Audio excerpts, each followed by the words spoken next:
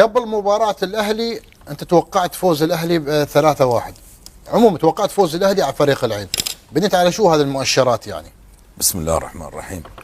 طبعا نحن كنا نمني النفس ان العين يتوفق ويتوج بمرحلة وبطولة تضيف لإرث نادي العين، ولكن الأمنية غير والواقع غير.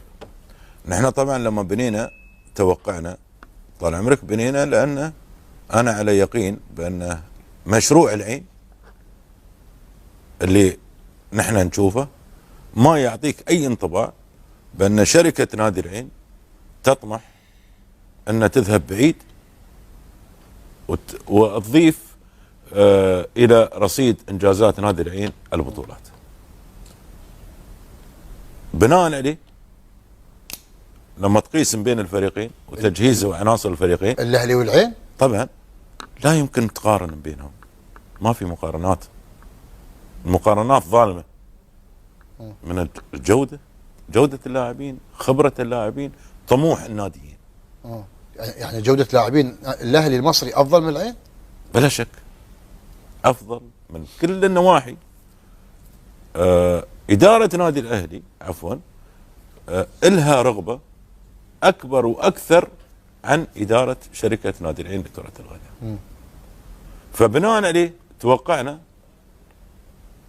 ما حصل، وكان متوقع بالنسبة لي أنا، ما كان شيء غريب، وأقول الحمد لله على هذه النتيجة، والحمد لله نعم على نعمة خالد عيسى. خالد عيسى المنقذ فقط. الحمد لله على نعمة خالد عيسى.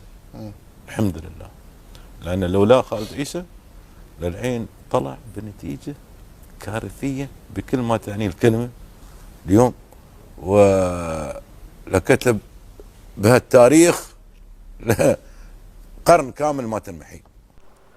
السلام عليكم ورحمة الله وبركاته. أعزائي المشاهدين، أهلا وسهلا بكم في حلقة جديدة، بسم الله والصلاة والسلام على رسول الله.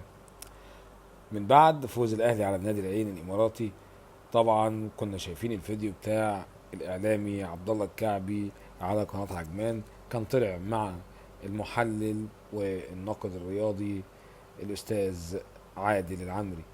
طبعا اتكلموا على فوز الأهلي وفوز العين ومين هيكسب، وكان توقعات الأستاذ عادل كانت في محلها. هو قال ان هتكسب الاهلي، هيكسب 3-1، الاهلي هيكسب 3-1، بس الاهلي كسب 3-0. والاهلي والعين اخوات، احنا دايما الشعب الاماراتي والشعب المصري دايما على قلب رجل واحد، شعب مضياف، شعب محب لاهل مصر.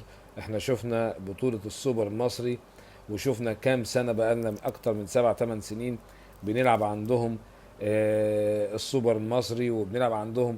شفنا الحفاوة وشفنا الاحتفال بتاع اهل وكرم الامارات. فاحنا شفنا بسم الله ما شاء الله، يعني الناس كانت معانا عاملة ازاي. فانا بتمنى ان شاء الله باذن الله تدوم المحبة ويدوم الود ما بيننا ويدوم الاخوة ويدوم كل شيء حلو ما بيننا، لان فعلا الشعب الاماراتي شعب مضياف، شعب بيحب الشعب المصري جدا جدا جدا.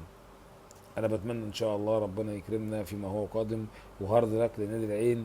نادي العين فريق لا يستهان به، بس النادي الاهلي بطل ابطال افريقيا والعرب.